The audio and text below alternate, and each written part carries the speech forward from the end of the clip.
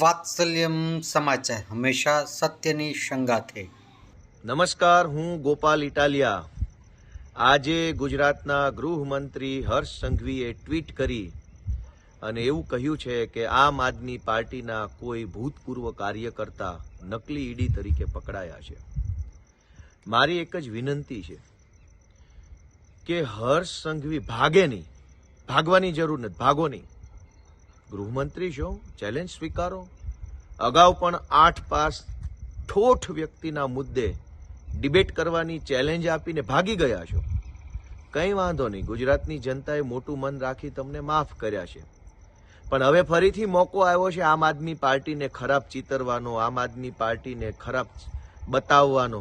તો આવો, ફરીથી સામે આવી જાઓ. ટ્વીટ ટ્વીટ ટ્વીટ ટ્વીટ કરીને ભાગી જવાની જરૂર નથી. ગૃહમંત્રી છો, રેલવે સ્ટેશન ઉપર બેઠેલો કોઈ ટપોરી નથી કે બસ સ્ટેશનની બહાર આંટા મારતો ટપોરી નથી. તમે ગૃહમંત્રી છો ભાઈ. આવો, જાહેરમાં ડિબેટ કરીએ, સામ સામે બેસીએ, ખુલ્લા પાડો આમ આદમી પાર્ટીના લોકોને, આમ આદમી પાર્ટીને ખુલ્લી પાડો. કચ્છમાંથી કોઈ નકલી ઈડીના ટીમ તરીકે આમ આદમી પાર્ટીનો માણસ જો ઝડપાયો હોય તો ખુલ્લા પાડો, સામે આવો. ભાગવાની જરૂર નથી, ભાગો નહીં ભાઈ. ભડ હોય એ ભાગે નહીં, અને ભાગે એ કેવા હોય એ બધાને ખબર છે. ભાગવાની જરૂર નથી. હું હર્ષ સંઘવીને ચેલેન્જ આપું છું ફરી એક વખત કે સામે આવો, ડિબેટ કરો, ચેલેન્જ સ્વીકારો અને અમને ખુલ્લા પાડો. આમ આદમી પાર્ટીને ખુલ્લી પાડો.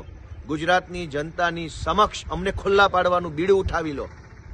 બાકી રેલવે સ્ટેશને બેઠેલા ટપોરીની જેમ ટ્વીટ ટ્વીટ ટ્વીટ ટ્વીટ કરી અને ફાંકા ફોજદારી કરવાની જરૂર નથી ભાઈ. સરકારો ઘણી આવી, ઘણી ગઈ.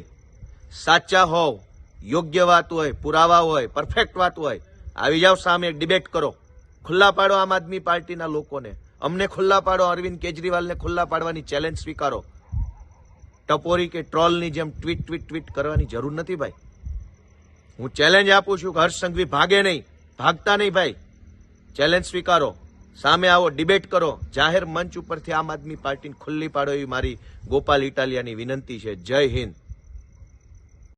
વાત્સલ્યમ સમાચાર હંમેશા સત્યની સંગાથે. આપ અમને યુટ્યુબ ચેનલ પર જોતા હોવ તો ચેનલને સબસ્ક્રાઈબ કરી બેલ આઇકોન દબાવો, અને ફેસબુક પેજ ઉપર જોઈ રહ્યા હોય તો પેજને લાઇક કરો, કોમેન્ટ કરો અને સમાચારને શેર કરો. સમાચાર આપવા માટે સંપર્ક કરો 8732918183.